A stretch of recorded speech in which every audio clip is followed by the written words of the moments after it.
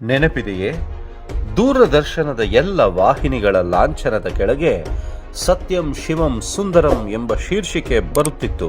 ಮುಸಲ್ಮಾನರ ಆದೇಶದ ಮೇರೆಗೆ ಅದನ್ನು ಕಾಂಗ್ರೆಸ್ ಪಕ್ಷ ತೆಗೆದುಹಾಕಿತು. ಹಿಂದೂಗಳು ಧ್ವನಿ ಎತ್ತಲಿಲ್ಲ. ಆ ಬಗ್ಗೆ ಯಾರಿಗೂ ಏನು ಅನಿಸಲೇ ಇಲ್ಲ. ನೆನಪಿದೆಯೇ? ನ್ಯಾಯಾಲಯಗಳಲ್ಲಿ ಭಗವದ್ಗೀತೆ ಮೇಲೆ ಪ್ರಮಾಣ ಮಾಡಬೇಕಿತ್ತು. ಮುಸಲ್ಮಾನರು ಒಪ್ಪದ ಕಾರಣ ಅದನ್ನು ಕಾಂಗ್ರೆಸ್ ಪಕ್ಷ ತೆಗೆದುಹಾಕಿತು. ಹಿಂದೂಗಳು ಧ್ವನಿ ಎತ್ತಲೇ ಇಲ್ಲ.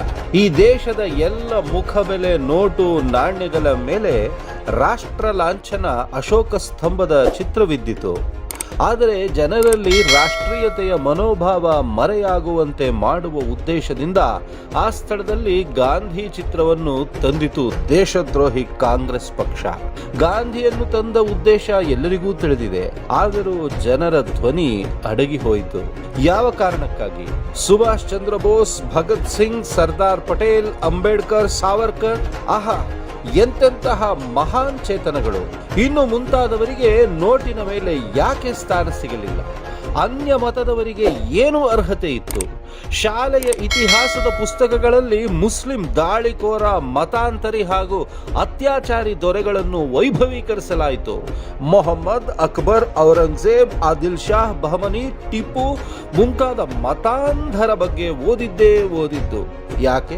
ಹಿಂದೂ ರಾಜರುಗಳ ಇತಿಹಾಸವನ್ನು ಉದ್ದೇಶಪೂರ್ವಕವಾಗಿ ಮರೆಮಾಚಲಾಯಿತು.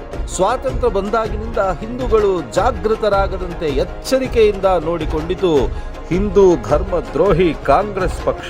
ಇಂತಹ ಸಂದೇಶಗಳನ್ನು ಕಳುಹಿಸಿ ಹಿಂದೂಗಳನ್ನು ಜಾಗೃತಗೊಳಿಸಬೇಕಾದ ಸನ್ನಿವೇಶ ಬಂದಿರುವುದು ಇಂದಿನ ವಿಪರ್ಯಾಸವೇ ಸರಿ.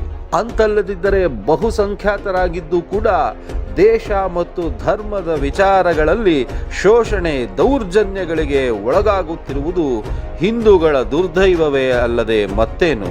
ಚಿಂತೆ ಇಲ್ಲ, ಈಗಲೂ ಕಾಲ ಮಿಂಚಿಲ್ಲ.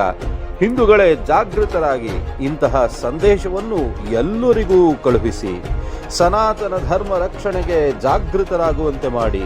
ಈ ದೇಶದ ಉಳಿವಿಗೆ ನಿಮ್ಮ ಸೇವೆ ಸಲ್ಲಿಸಿ. ಧರ್ಮದ ಒಗ್ಗಟ್ಟಿನಲ್ಲಿದೆ ದೇಶದ ಉಳಿವು. ಜೈ ಹಿಂದ್. ದಯವಿಟ್ಟು ಎಲ್ಲ ಹಿಂದೂಗಳಿಗೂ ತಪ್ಪದೇ ಮುಂದುವರಿಕೆ ಮಾಡಿ.